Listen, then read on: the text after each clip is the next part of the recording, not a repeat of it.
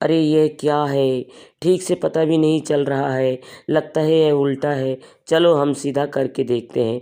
फिर लालटू उस अज्ञात चीज को देखने के लिए आगे जाता है। फिर उस अज्ञात चीज को सीधा करते ही वो देखते हैं। इन दिनों काफी गर्मी है, बारिश की भी कोई संभावना नहीं है। और इस गर्मी में सिर पर तेल लगाए 2-4 बार डुबकी लगा के नहाकर मजा ही कुछ और है। इस जंगल के किनारे दामोदर नदी के ठंडे पानी में आज मन भर के नहाना होगा। यह कहते हुए बलाई जंगल के रास्तों से दामोदर नदी के किनारे एक पुराने घाट पर आके पहुंचा। न जाने कौन सी पुरानी चीज की वजह से गांव के कोई भी इस घाट में नहीं आता। कोई आता नहीं तो मेरा क्या अच्छा ही हुआ, मैं अकेला इस सुंदर घाट में जी भर के नहा लूंगा। इतना कहकर बलाई दामोदर के ठंडे पानी में डुबकी लगाकर नहाने लगा। 2-4 बार डुबकी लगाने के बाद अचानक वो बहुत डर गया। अरे बाप रे, ये क्या था? मेरे पैरों को कौन सी चीज छू के इतनी तेज भाग गई? तभी बलाई ने अपने सामने 2-3 मछलियों को उछलते हुए देखा। और उसी जगह में बलाई पानी के अंदर से बुलबुले उठते हुए देखता है। अच्छा, तो वो मछली ये क्या? अब अनाप शनाप सोच रहा था। ये कहते हुए उसने देखा कि जहां से बुलबुले उठ रहा था वहां से लाल खून निकल रहा है। और नदी का शांत ठंडा पानी धीरे धीरे खून से लाल हो रहा है। ये दृश्य देख बलाई डर के मारे नदी से बाहर निकलने के लिए जैसे ही वह घाट की तरफ आगे बढ़ता है, तभी अचानक कोई बलाई का पैर पकड़ के उसे नदी की गहरी पानी में लेकर चला गया। अरे कर चला। पा गया था। मैंने कितनी बार कहा कि नदी के किनारे घाट में नहाने मत जाओ, लेकिन वो मेरी बात सुनता कहाँ। अब तो दाल चावल मछली सब कुछ ठंडा हो गया। मैं खुद जाके उसे बुला के लाती हूँ। फिर मीनाक्षी जंगल से होते हुए दामोदर के पुराने घाट पर पहुंची, लेकिन वहाँ नदी के ठंडे पानी और घाट के अलावा और कोई नहीं नहीं दिखा। वह नहाने के लिए कहाँ चला गया? कहाँ गए? तो नदी के पुराने घाट पर नहाने के लिए जा रहा हूँ, लेकिन वह कहाँ रह गए? मैं गांव के बाकी तालाब में जाकर देखती हूँ। गर्मी की छुट्टी है ना, स्कूल जाने की चिंता, ना परीक्षा की चिंता। आज तो हम जी भर के नदी में पानी नहाएंगे। चलो चलो, जल्दी चलो। जकाई, तू बिल्कुल सही कहा। स्कूल जाने की कोई जल्दी नहीं, हम बहुत देर तक नहाएंगे। ये बनग्राम गांव के सारे लड़के गर्मियों की छुट्टी पर हर दिन दामोदर नदी में तैरने के लिए आते हैं। बहुत देर तक नदी में तैरना, डुबकी लगाना, उछलना कूदना करने के बिना जैसे उन्हें शांति ही नहीं मिलती थी। सिर्फ नदी में तैरने से मजा नहीं आ रहा है। चलो हम सब तीर तैर के पेड़ से एक एक करके नदी में कूदते हैं। इतने कहने के बाद सभी लड़के एक एक करके नदी के किनारे खड़े हो गए। पहले डकाई तार के पेड़ से नदी में छलांग लगाता है। फिर एक एक करके लालटू सोमू नदी में कूदते हैं और तैरने लगते हैं। फिर बहुत देर तक तैरने के बाद अचानक डकाई को दूर में कुछ दिखाई दिया। क्या तुम्हें भी दिखाई दे रहा है? देखो तो जरा। दूर उस पेड़ के नीचे लगता है कुछ अटका हुआ है। चलो तो जाके एक बार देखे। फिर तीनों दोस्त मिलकर नदी में तैरते हुए उस पेड़ के नीचे जाकर रुका। अरे यह क्या है? ठीक से पता भी नहीं चल रहा है। लगता है यह उल्टा है। चलो हम इसे सीधा करके देखते हैं। फिर लालटू उस अज्ञात चीज को देखने के लिए आगे जाता है। फिर उस अज्ञात चीज को सीधा करते ही वहां देखते हैं कि एक मृत मानव का शरीर। और ये देखो वो तीनों घबरा गए, क्योंकि शरीर के अलग अलग हिस्सों को कोई खा चुका था। अरे जितनी जल्दी हो सके यहाँ से भागो, और यहाँ रुकना सही नहीं होगा। ये तो नदी में बहते हुए आया एक मुर्दा आदमी है। ये देख वो तीनों नदी से बाहर निकल के सीधा गांव की ओर रोते हुए भागने लगे।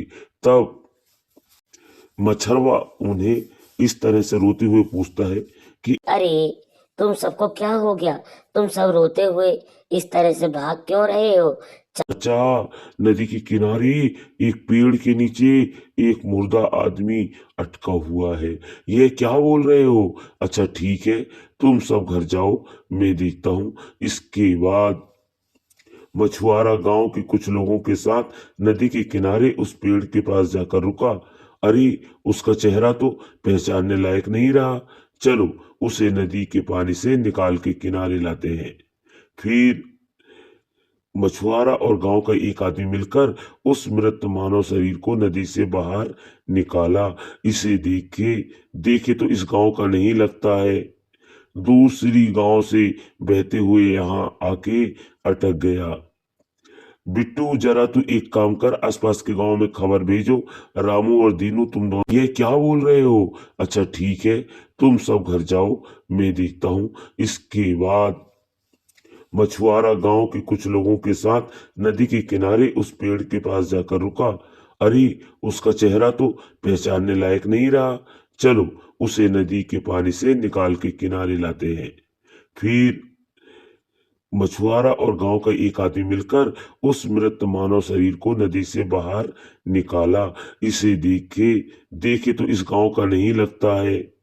दूसरी गांव से बहते हुए यहाँ आके अटक गया। बिट्टू, जरा तू एक काम कर, आसपास के गांव में खबर भेजो।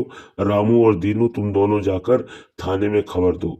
न जाने इस आदमी को किस चीज ने चीर फाड़ के खाई है। इसका भयंकर चेहरा देख के मेरे मन में डर सा लग रहा है।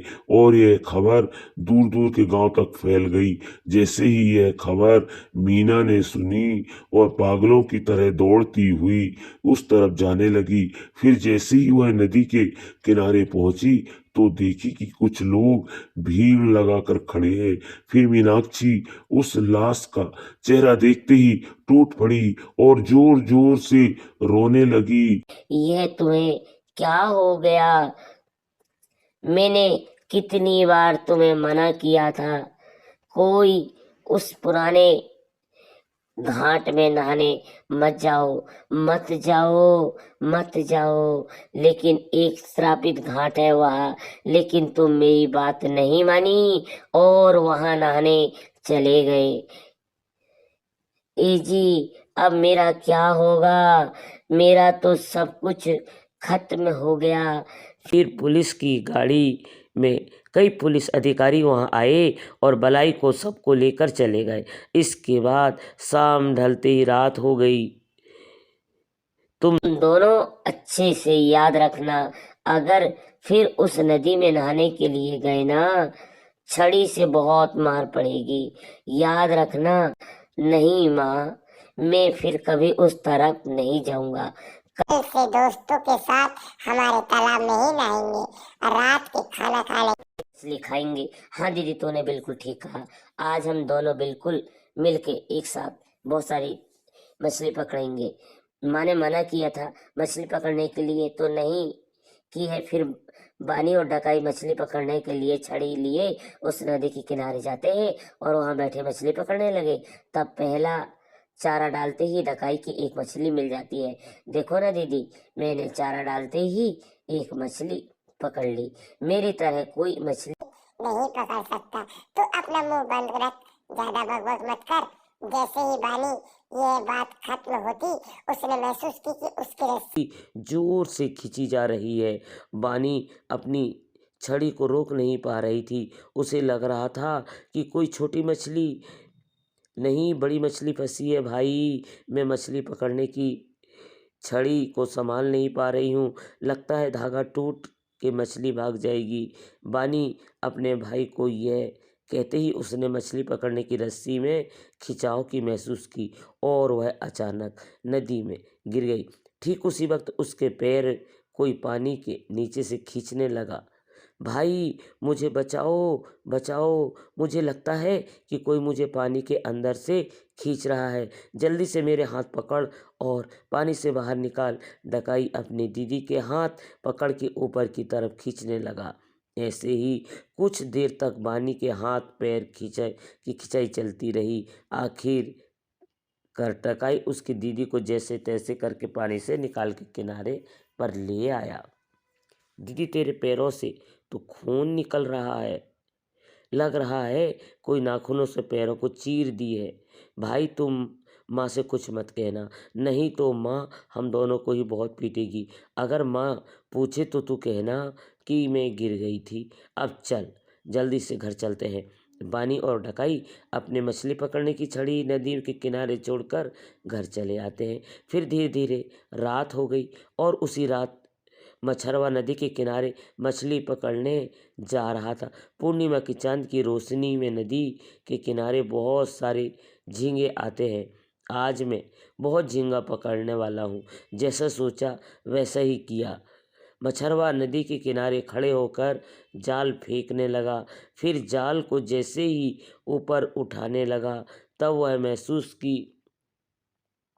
कि उसका जाल बहुत भारी है। फिर अचानक से वो भारी जाल हल्का भी हो गया और जाल को ऊपर उठाते ही देखा कि जाल फट के टुकड़े हो गए हैं। इसके बाद वह देखा कि घाट के पर एक डरावनी जीव है जिसका ऊपर का हिस्सा चुड़ैलन की तरह और कमर से बाकी हिस्सा मछली की तरह लग रहा था। यह देख मछुआरा सोचने लगा, जब सूरज ढल रहे थे तब हर रोज की तरह किसी वन के तट तालाब के आसपास झिंगुर